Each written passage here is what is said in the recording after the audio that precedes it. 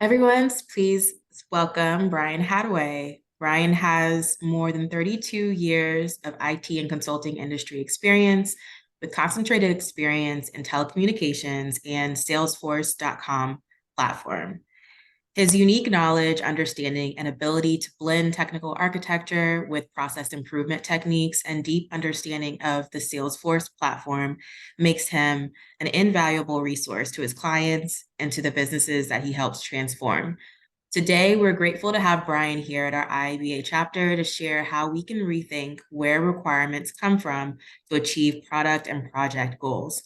Without further delay, let's give a warm welcome to Brian Hattaway. Woo, woo. Wow. Thank you very much. That was well done, and thanks very much. And great to see some folks here. There's a few from Kansas City, I think, that have migrated over here as well. So happy to see you guys, and looking forward to this. Appreciate it. And I'll throw a plug in since I see Anna and Teresa. I know you're here, and there's a few others that I recognize.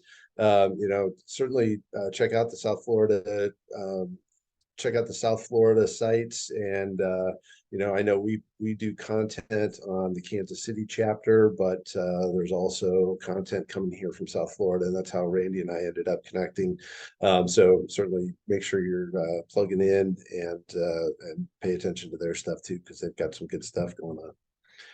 I'm going to go ahead and share my screen out here. And as I told Randy, I'm gonna be in like presentation mode. So when I do that, it's hard for me to see all the stuff that's going on the screen. So if I'm not seeing the chat, then I've asked Randy to jump in. So feel free to hit the comments and or jump in, whatever, make this interactive. I told Randy when I started doing this, usually about the first time I start working through a project, it takes about 2 or 3 slides and people start getting irritated with me. So I'm really hoping that happens for you guys as well, because that means that I'm making you think. And that's really what the point of this presentation is we want to make sure that you guys are thinking about what is it that we're doing when we say the words requirements management. What are we actually talking about? And I'll give you the spoiler, and this is the thing that makes people really irritated with my presentation. And I'm going to tell you the spoiler here so that you guys can participate in being irritated about it, and hopefully you'll learn why. But there is this notion of requirements management that every BA has learned, and we've had this phrase forever. And my saying that I will put in here as the punchline is requirements management is not a thing. It doesn't exist. And there's the punchline for you guys to work on, because I'm going to take away something that you guys have held as a long held principle as a BA, that everybody does requirements management. I'm going to tell you, you don't. So I'm going to keep going into this. So we'll talk a little bit about me. So I spent about 12 years at Accenture. I was in the technology architecture group there. Spent a whole lot of time in the telecom world, and some of my career I spent building what you now know as Verizon. I actually spent 6 years in New York. I was on the technology team where we put together the merger between 9X, Bell Atlantic, and GTE, which is they renamed that to what you now know as Verizon. And so there was a lot of cool stuff that we were able to succeed with, and also a lot of stuff that I saw that was really bad, and it was kind of a pain in the butt. And through all those things, I ended up learning a lot about what's good and what's bad about requirements. I left Accenture and formed Procore, and now this is now actually my 19th year. We just switched over to our 19th year as founder and owner of Procore Resource Group, which is a Salesforce.com consulting company. And so kind of taking what I learned from Accenture and translating it into the Salesforce environment and helping people implement Salesforce. And so we've done over 800 Salesforce implementation projects in 36 states and 8 countries. And so we've had to do a lot of requirements gathering along the way in terms of, helping to figure out how to build some of those, how to build Salesforce for people. And so really kind of figuring out how we could take the learnings that I got at Accenture and actually make it better. On the personal side, I have a couple of I have twin daughters, and they just finished up their 4 years at FIU. We're playing beach volleyball, and that sounds really weird since I'm from Kansas, and I had girls that ended up playing beach volleyball. Longer story. And my wife, who since she ended up moving to Florida to help support the girls, I think she'd rather spend her days at Disney than any other place. So that's something that she likes. And then we have somehow ended up, and for those of you who are in South Florida know that there are always cats, but for whatever reason, we've kind of adopted a lot of them. So please, no more. If I just had somebody come up to me today and said, "Hey, we just found a kitten," I'm like, "Yeah, thanks. You can keep it. We're kind of done now." But we do have a lot of stray cats, and they've now adopted us, and they're not so stray anymore. Anyway, all right. So I'm going to talk. I'm going to talk about this. We'll do the kickoff. So when you get a set of requirements, it's the first thing you do. I'll show you what I do. They're going to be crap. And that's the first thing. And I've had so many people come into me, especially, our Salesforce projects. And they're like, "Hey, we've spent, 3 months and we've had all of our teams locked up in sessions, and we've been doing, all these big requirements mapping sessions. And I've got a really great spreadsheet for you." And those are the words that I hate hearing, because I have to go crush somebody's dreams and tell them, "Thanks for wasting all that time, but whatever you did, it's wrong. And I don't even need to look at it. I can already tell you it's wrong." And if I know that I'm walking into a project and it's wrong from the start, then I have no business being in there. And so that's where I talk about this is what ends up happening. And let me explain why I can tell you that, right? So what happens when we go in and start trying to build a requirement set, right? And this is one of these things where, and I'll use the examples of, we're going to get a bunch of users together in a room, and I'm going to start documenting the requirements, right? And here we go. And here's the problem that you start off with. If the users do not have a common view of what it is that they're trying to do, we can come into the room and say, "Hey, we want to swing." But if each user has a slightly different version of what they want to see in a swing, they're going to be saying things to me as the requirements analyst, and they're going to, "Oh, well, we need to be able to tie it off to a support, and it needs to go back and forth, and I need to be able to sit in it." Great. They sound like swings. But then we start getting into things like, "Oh, if it's a child swing, oh, we need to have a seat belt on it." It was like, "What? Wait a minute. Oh, it needs to be able to roll like a tire." What? Again, just weird things, right? And all of a sudden we're starting to see there's differences.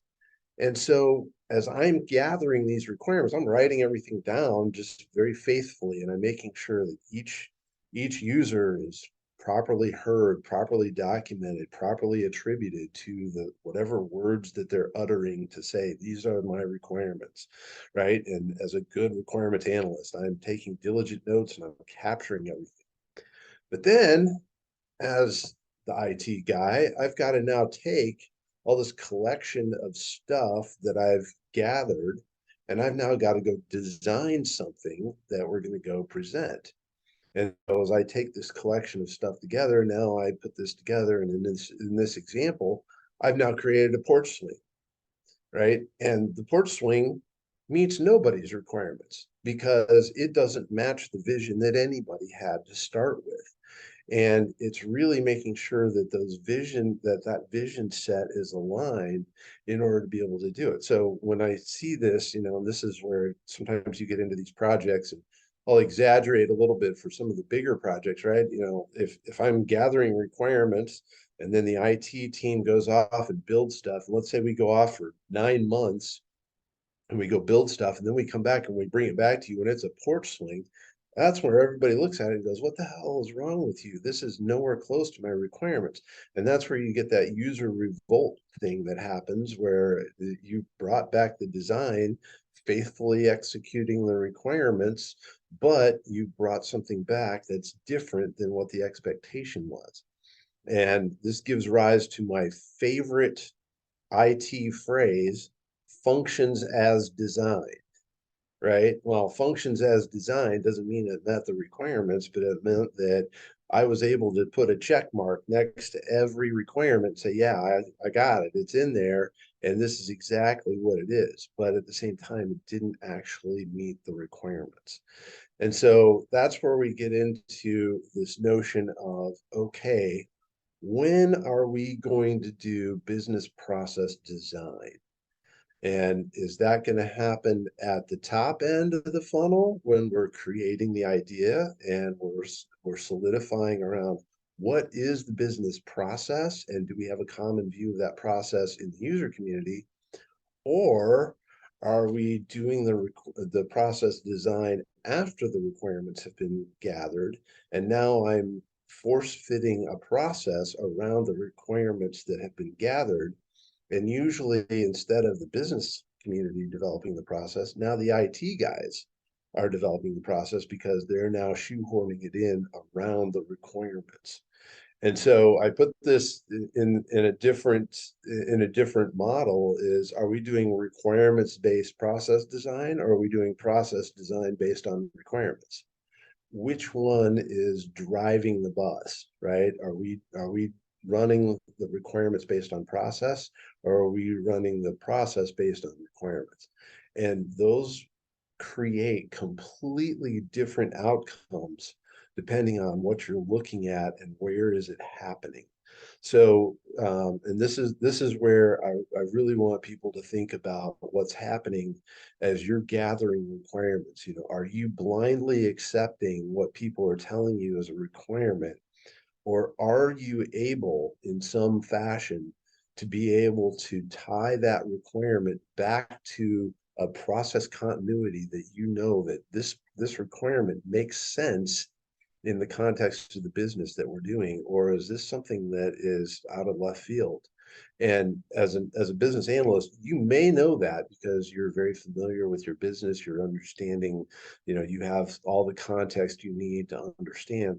Or if you're new to the business, or you're new to this particular function or this particular business area, you may have no clue as to, people are telling you requirements and you have to take them at face value. You can't make an assessment as to whether this fits into the normal business flow or not.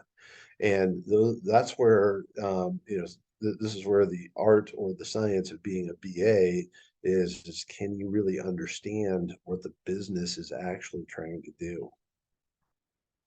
So here's my here's my slide that creates all of the angst for people. But I want to put this out here as something to really be seriously considered. Um, I turn requirement reviews upside down, right? I never accept requirements from stakeholders, and I just explained why, right? Because if those requirements are not based on a solid process, then I know that the requirements that I'm getting are not going to have the continuity, and they're not going to have the business relevance that the stakeholders think that they're getting. But the stakeholders are going to be tunnel vision on it. I want this change, I want this to go, but they're not considering, does it fit into the broader context of everything else that's going on? And so my statement that I've gone with, and this is something I've used now for about 20 years as I've gone through this, is that requirements are a byproduct of process, not the other way around. And so my model is I never accept a requirement. I give requirements. What I take from the business is their process. And so when people are asking me to do a requirements analysis session, I don't actually do requirements analysis. I do process analysis. And I want to understand, you need to tell me, here's what the business flow is. And so I'm going to back the slides up here. If I've got all these people in a room, I'm not going to take requirements from them. I'm going to make them document the process. And I'm going to make them argue out the process to make sure that we have a common view and a common vision of this is how this thing is supposed to work, top to bottom. And believe me, there is tremendous value in trying to get stakeholders to agree on the business flow, because a lot of times it doesn't happen. And so if I want to be able to take that, now I want to be able to say, okay, now that I've got the process, now I can tell you what the requirements are. Because now that I understand that process, I can make sure that I've got it correct. So by reversing the flow, we're doing a couple of things, and it's kind of interesting the way that it ends up working out. But by reversing the flow, I end up with something that, because I've documented the process, the one thing that is taken care of because I've documented the process top to bottom is the missed requirement. The possibility of a missed requirement goes dramatically lower. Because if I'm holding a focused business review and I've got a bunch of people in the room and we're changing some business initiative, everybody is going to be talking about that business initiative. We're talking about whatever it is we're going to go fix, but nobody is talking about how are we going to take this thing that we're going to fix and put it into the context of how the rest of the business works. And if I'm only talking about what I'm fixing and I'm not talking about how it connects to the rest of the world that's already there, then we're missing out on things where I create gaps in the process where I've fixed something, changed the process, but now I haven't provided continuity so that we can continue. So it's things like, we are creating a brand new product, but we forgot to include the invoicing line item that drives it through to the bill. So we created the product, but we can't bill for it. Right? It's stuff like that, because everybody just assumes because we created this product, a bill is automatic.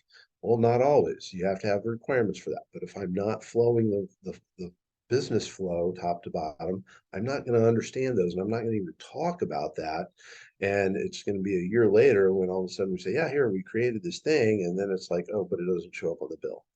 Right. So those are the kinds of things that, by running the process, you're going to be able to get all of that stuff put in there. So I'm going to talk about a couple of other things here and then bring it back together. So I use this all the time, that, people ask me to really, what is the definition of business? And you've just heard me talk a whole lot about the importance of process, right? And so I look at, the business is a collection of processes that make money. And if I use that as a definition, right, this is something where, when I talk to people about what's the role of a BA, right, this is it right here. A business is a collection of processes that make money. The role of the BA is to understand those processes and optimize them so that we make more money. And so we take a look at, and this is the standard, McKinsey.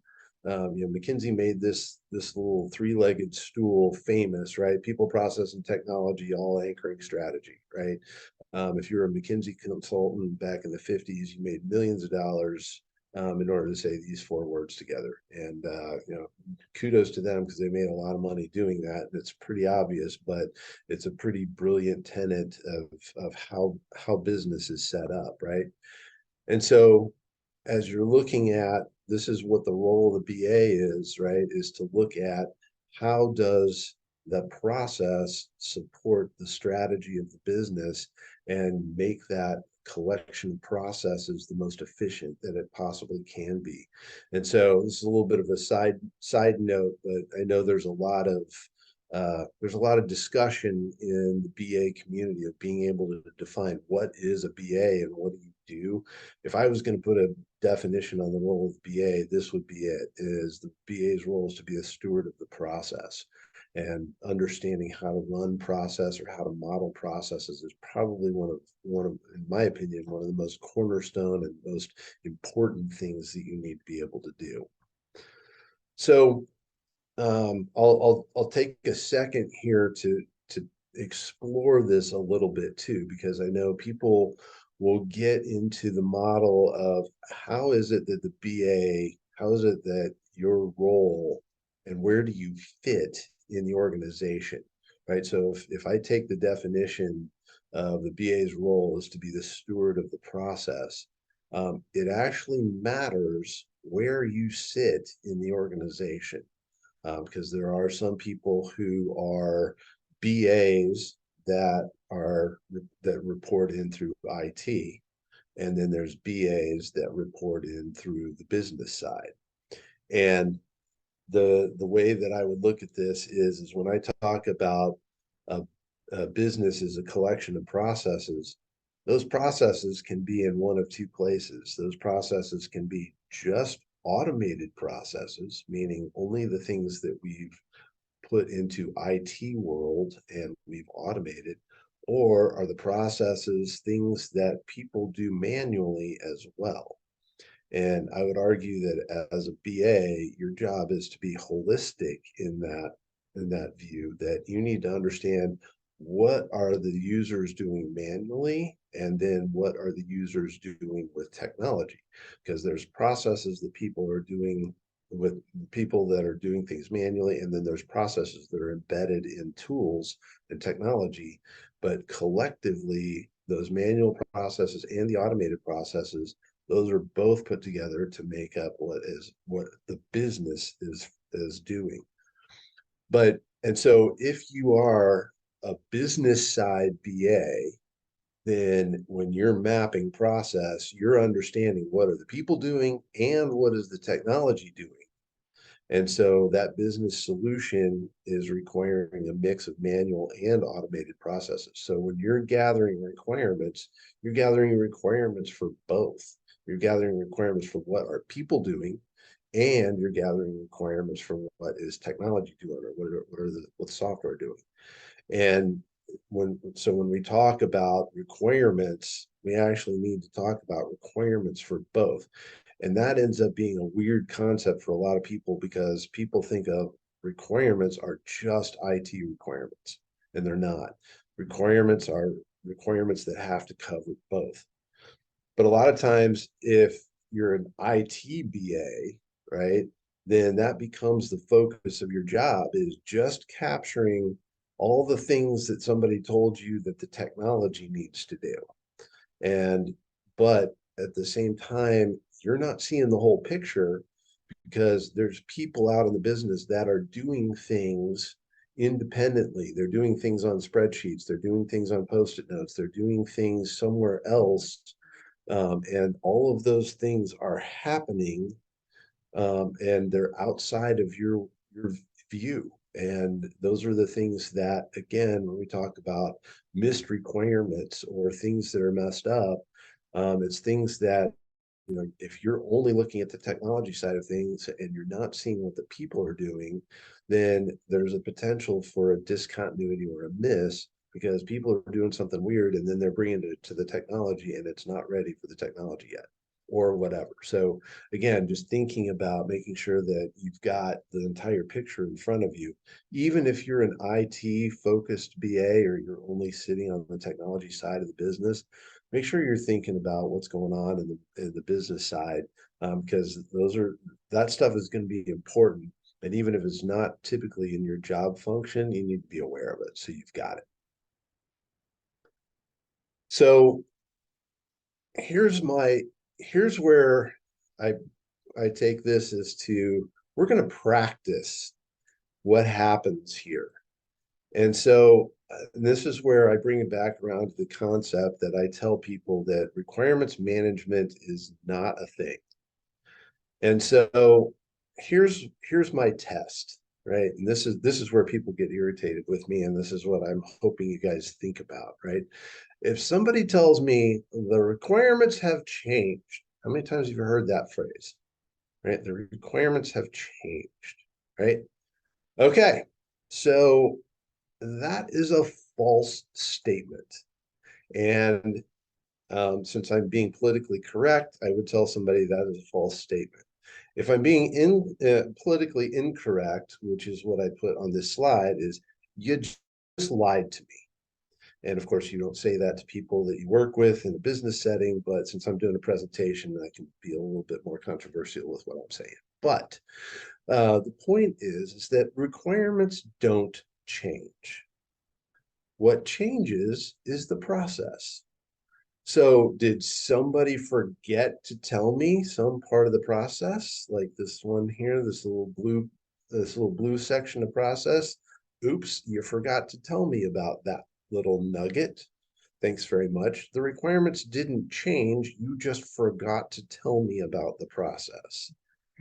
But I would challenge you to tell me, and this is where I want to reverse the conversation and tell me, can you tell me a time when the requirements changed, but the process didn't? Because that's the time, the only other time that that could potentially happen is that we took the performing agent and changed it, right? We did a whole bunch of stuff that we were capturing all this data on a spreadsheet, and now all of a sudden we need to put it into a technology platform, or we need to put it into software. So the process didn't change, but the performing agent changed. We went from a manual process to an automated process. The process was the same, but it's now being done by somebody different, right?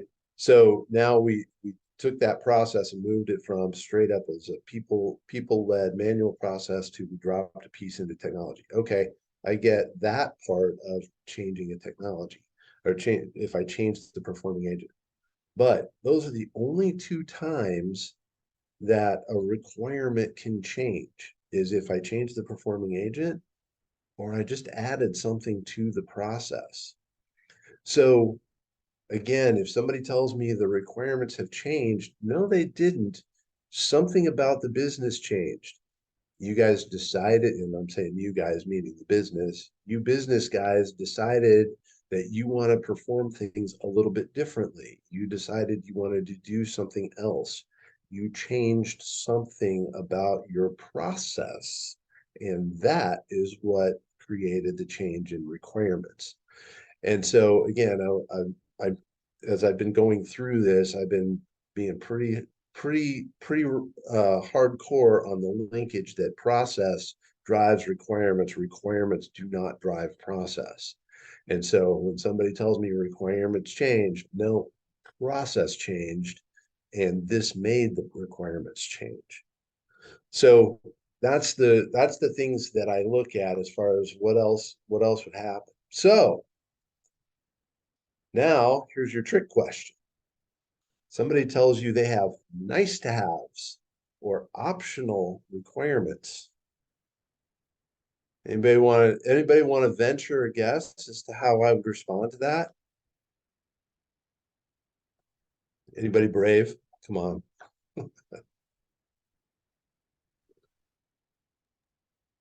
It's All not right. a requirement if it's optional or nice to have. It's not a requirement. Well, the way I would answer it is what I would challenge back to the business community and say, you clearly have options for the way that you would like to perform your business. you have an option that you would like to have it one way or an option that you would like to have it another way. As a business analyst, I would require you to make a choice. I can't design for options. I can only design for the process that you're choosing. So choose one. If you have a nice to have requirement, that means that you have branches in your process. But and my question is do you want me to create a process that allows you to travel both branches or 10 branches? And if so, that needs to be included in the cost of our build for our solution. If it's one branch, then you need to pick one. Don't leave it up to me as the IT guy to choose it, because as you saw from my first slides, I'm going to give you a porch swing, whether you like it or not. So if somebody gives me nice to haves or optionals, then that tells me that the business was lazy. And again, I'm using some inflammatory words here, but I want to make the point, right? The business needs to not be lazy. The business needs to tell me this is how this is going to go. And there's nothing optional about it. It's this, the requirements are black and white. It is what it is. So that's my statement. Requirements are absolute, right? Requirements are always going to be linked directly to the process, and the requirements change only if the process changes. So when we talk to the business, and you know, we may be part of the business community.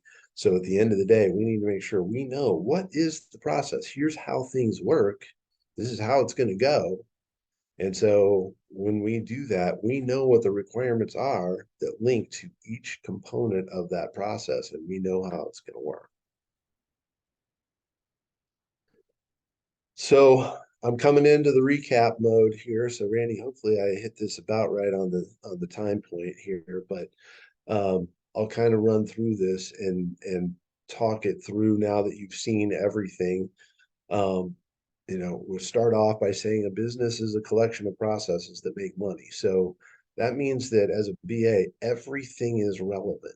That means we're going to be looking at every process that's there, and that's the job of the BA, is to take a look at that. And we want to, as our role as a BA, we want to make sure that the stakeholders are only allowed to present process. They're not allowed to present requirements, but we want to make them agree on the process, because again, that's probably one of the more important things, and one of the more important steps is to getting them to do that. And so at that point, the BA should then create the requirements based on the processes, and it's the BA creating the requirements. It's not the users. And it's because everything should be linked into that process. And you know, continuing that thought, there is no such thing as a changed requirement. There's only a changed process, right? And that changed process results in a changed requirement. But when we do that, we want to make sure that we're acknowledging why that requirement changed, and it's because of the process linkage in some fashion. So that's why when I started off, and you know, and my punchline point here at the end is that requirements management is not a thing. Process management is. And that's how we go through this. And I know everybody has their job as a requirements management focus. But as long as, if you're doing requirements management and you've got a repository of requirements, the thing that I would tell you is that you need to make sure that, at least if you're managing a repository of requirements, I dislike doing that. But if I do have to have requirements management, then I at least want to make sure that those requirements are tied to a process, and that I understand the process that is aligned with it. So we've got it set up. So that is basically the long and short of this. You know, for those of you who have known me for a while, you know that I'm pretty passionate about process analysis as being the cornerstone and the most important thing that a BA needs to know. I actually named my company after it. So my company is Procore, and that stands for process at the core. And so it's something that as we're trying to make sure that we are creating systems that work, we need to make sure that we're following the business and make sure that the business always works. So that's the end of my presentation. So I will be happy to open the floor. And Randy, if you have any commentary, I'd love to have it. Yeah, I have a few, and then I'm sure others might kind of chime in too. I have kind of three here, or no, I have four now. The first one was from Enrico, and he wanted to know, how does the misinterpretation of requirements square with a, let's say, for an example, a user story that has proper acceptance criteria from an agile perspective where there's continuous feedback, delivery and feedback? So, and that is one thing that does, if you are getting the proper user story, and again, that's, if you notice what a user story is, right, that's going to be a process description, right? And so as long as you are being diligent about making sure that that process flow is being correctly managed and it's being correctly identified, that is one of the instances where agile methodology works well, because we're not managing requirements, we're managing a process. I'm going to say you're managing a user story, but really what the user story represents is a process flow.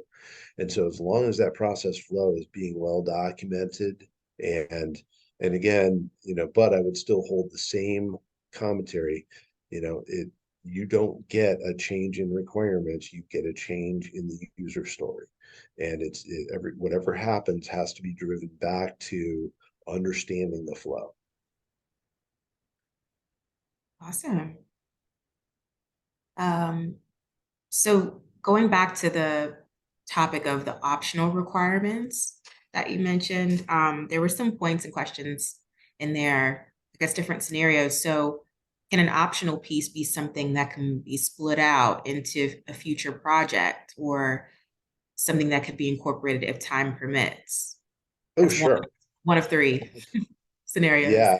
Yeah, absolutely. Actually, I'm going to stop sharing because I'm going to go find a document that I use to talk about this. This is kind of fun, but absolutely. I mean, when you're doing this, you're talking about, and I think about evolution planning, right? Or different releases, right? When you're doing different releases of software, you're now incorporating, hey, we have version 1 of the process. Now, when we go to version 2, we're now changing the processes in order to accommodate a new set of functionality.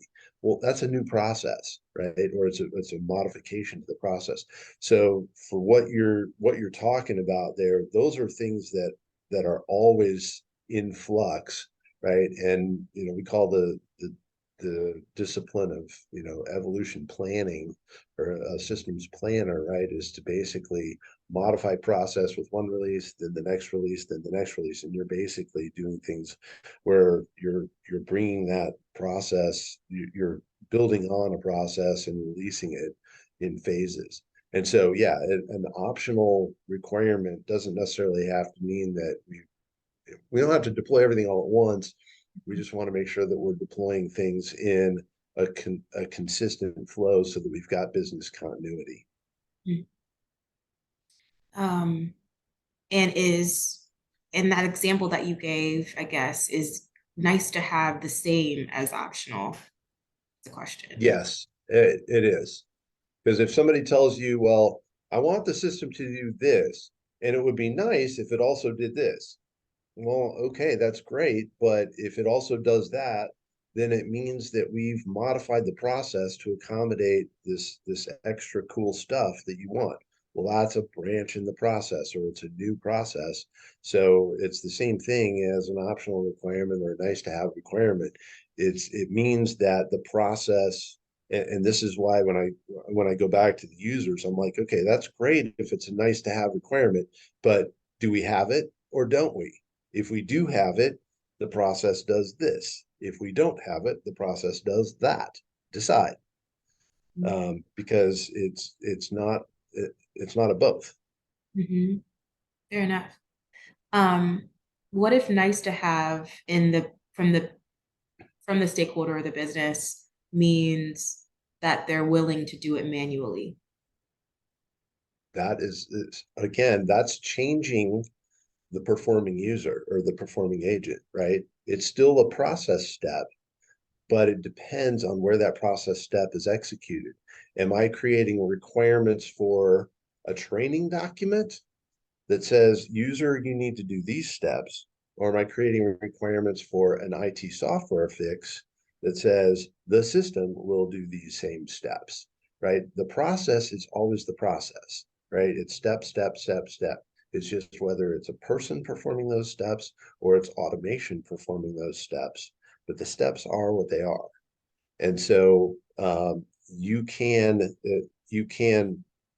elect, and again, this would be the process is step 1, 2, 3, 4, 5. But we could say steps 1, 2, 3, and 4 are going to be done manually, and only step 5 is done and automated. That's release 1. And in release 2, it's now going to be 1, 2, 3 manual, 4 and 5 are now automated. Right. And so again, you're creating these releases, but there's nothing that's optional about the process. The process still has 5 steps. It's just being performed by somebody different. Okay. Anna had a question of how do you come up with a process if you don't have experience on that particular context? So I have a whole bunch of thoughts about this.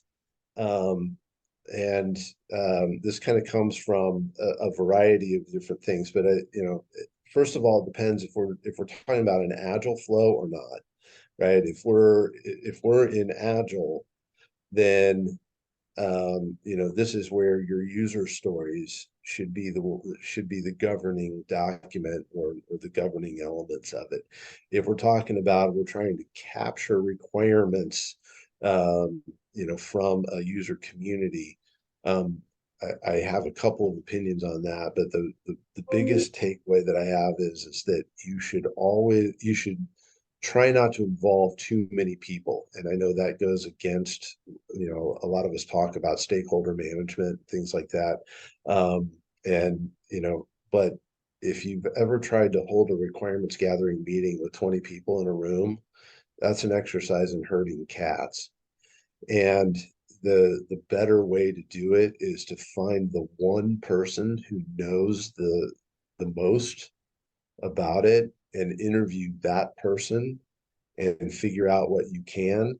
And then if you need to include the other 19 people in the conversation, give them a readout, right? Tell them, here's what I gathered from the expert in this particular area. Do any of you 19 people have commentary, questions, additions? But that saves everybody a lot of time, and it really you'll get people to appreciate the fact that they didn't have to sit through a 4-hour meeting and only contribute 3 sentences. It's a good answer. Yeah. She was clarifying, also saying this is around a mentoring intake process, and she just didn't know where to start. Some other people that were in the chat said, well, maybe you can start with a product owner. Marianne said meet one-on-one with the most knowledgeable SME and then review the process diagram. I'm with Marianne on that one, because that's one that you want to optimize your time and also the other people's time as well as much as you can. Awesome. Eric had a question. How do you approach traceability from BA to IT implementation and verifying that requirements are being satisfied or met throughout the software development lifecycle? Great question. And this is why everybody talks about requirements. When I really talk about requirements management isn't a thing, and this is the one thing that gets people really irritable about that statement, is because everybody has this buildup of requirements traceability. And the one thing that I would say about that is that Requirements traceability doesn't go away, but there's an extra step to it. And that requirements traceability needs to trace back to the process that it comes from. And so again, if you're going back to the notion of, what I was talking about of, I don't let anybody give me requirements. I create the requirements. Well, requirements still exist, right? But they are linked to the process. And so if you have that traceability requirement, at least you've got the ability to say, okay, I know where this requirement is linked to in the business flow. And so it's at a very minimum, create an additional step in your traceability. It's not just the requirement is traceable to the IT. The IT step is traced to the requirement, but the requirement is now traced to the parent process that it came from. Interesting. Yeah. Awesome. Valerie says this makes so much sense. First BA course she ever took was process analysis, and she built her core beliefs on always asking for and validating the process. She delivers a SaaS solution that is built on industry best practices, and her teams compare that existing process to see if they can adopt best practices to avoid customizations in the system, and the parts of the process that cannot be avoided become the requirements. For example, compliance needs. Does that seem right? It does. And the thing, and again, thinking through, and I get it. I have another presentation that I do that I actually start talking about how to do gap analysis in order to be able to identify how to find those requirements. But the fact that you're comparing your processes to industry best practice processes, and again, I'm emphasizing the word process here a lot. Randy, we were talking about, if I was from Canada, we'd be talking about processes. But you'd be really tired of me saying that word because I say it all the time. But it really is because it's a punch point, right? You want to make sure that every one of your processes are documented. So if you're looking at your processes, your best practices, industry best practices, lining them up and taking each of the process steps and making sure that they are correct. And then where you have deviations, that's where you have what I call a delta, right? Because I have a deviation between what's current and what's future, what's desired. Once you've got those two things, you've got deltas. And then a delta is something that you would perform an analysis step on and say, okay, I'm going to cover this delta because there's a difference between what I have and what I need. And that delta can be accommodated one of two ways. I can either change a manual process. So I would create procedures for a person to handle that delta, or I create requirements for IT so that I can get automation or a system to handle that delta. So whatever the steps are that are gapped, then I can say, okay, and I now have a choice. And this is where you get into your business case. It'll cost me $50 to hire a new person to do that step. It'll cost me $10,000 to do this in an IT fashion. What's the business case? Right? The steps are the steps, right? And that's the one thing that when you start talking about business process, and where people don't think about it, but process is an absolute in this discussion. It's the process is what it is. It's just depending on who's doing it. And then, and there's conversations you would have as a business analyst to say, okay, I hear the process. It sounds kind of inefficient to me. Maybe we could make some changes to it. And now we're starting to talk about process reengineering. And now we are changing the process. And again, and those are things that would then give rise to requirements because we're changing the process. That makes a lot of sense. Does anyone else have any questions? You want to go off mute or add anything to the chat? No, I know. I'm gonna share a document, and again, this wasn't part of my presentation. I'm gonna share this document because I think it really illustrates the point of and there's a whole lot of stuff that goes into process analysis. I'll say this. when I do process re-engineering work, I try to make sure that I document the processes at what's called a level 3. And there's kind of some things that you talk about in terms of process decomposition and how to do that. But so I won't go into what it means to get there, but I'll say that I document the processes at a level 3. And then I do a cross match of systems to processes and processes to systems. And in order to be able to see that, you can see the continuity of how that works. So I'm going to show this diagram that I created. And this is something that this was, I don't know, a while ago. It's something I did in telecom for Sprint. And this is where they were changing out their network. And so we had to rebuild all the systems that accommodated the things in their network. So what you're going to see is an evolution planning document as we took each of the level 3 processes of functions that had to be performed in one system, and then we had to transfer them to a new system and see the evolution of how that went in. And so I'm gonna share this document. Shoot.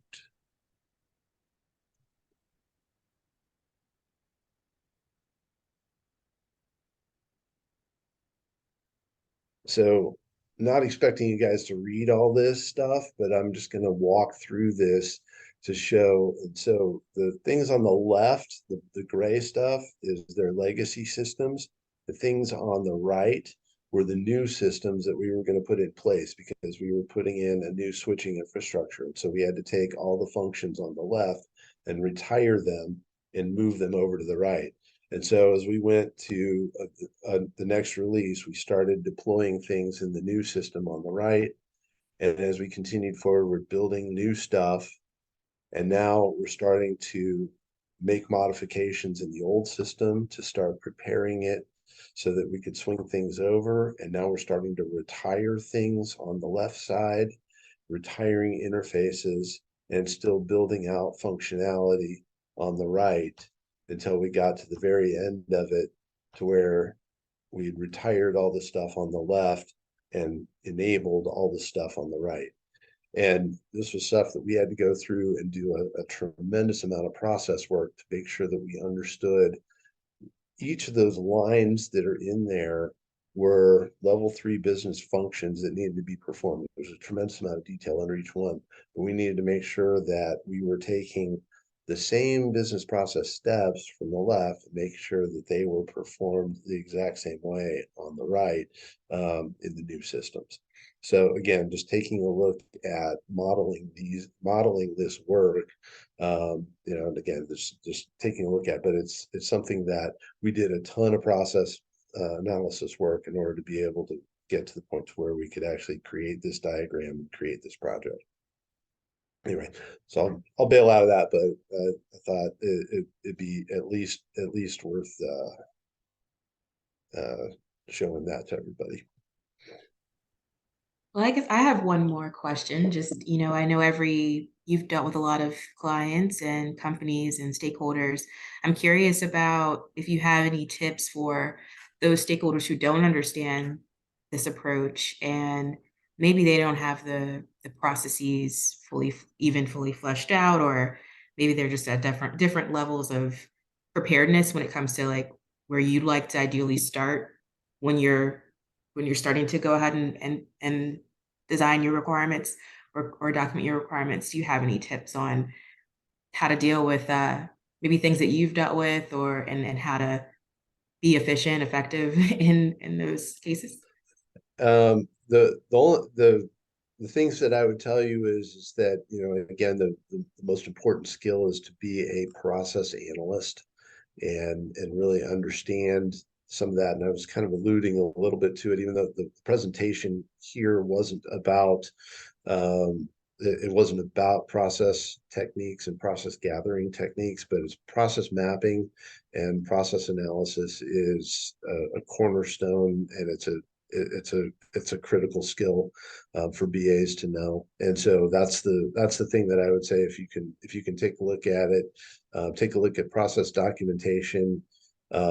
And there's probably the best skill in that is process decomposition. understanding, understanding what level to record a process at. And I typically, just as a quick note on it, I try to do it to where it's a verb and a noun. So create invoice, and that, and you want to get to a level 3, and that would be, you kind of have to get a little bit deeper. So create invoice is actually probably too broad. You would probably have to say, create customer retail invoice or something like that, and that would become the level 3 step. And then within that, there are the procedural elements. So when I'm creating customer invoice, right, add first name to invoice, add last name to invoice, add address to invoice, add phone number to invoice, add line item to invoice, right? Each of those are very detailed steps. Those are the things that become requirements, right? So those are the things you get into when you're doing those very detailed things. The next level up is level 3, where I'm capturing the collection of items that are related to that business unit or the unit of work. And so if you can capture that unit of work, that's level 3, and that's where you want to be capturing the requirements at the highest level. Mm-hmm. Awesome. All right. Well, I know we got a minute until the hour. So I want to just say thank you very much, Brian.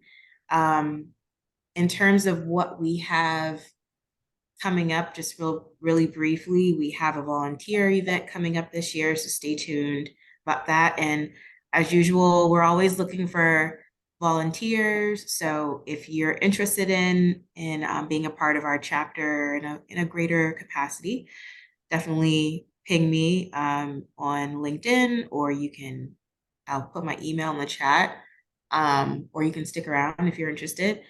And thank you again, everyone. We're going to send the slides out, and I hope you have a great evening or day, whichever part of the world you're in. Thank you again, Brian. This was great. Thanks, everyone. Great to be here, and appreciate you having me on. Thanks very much.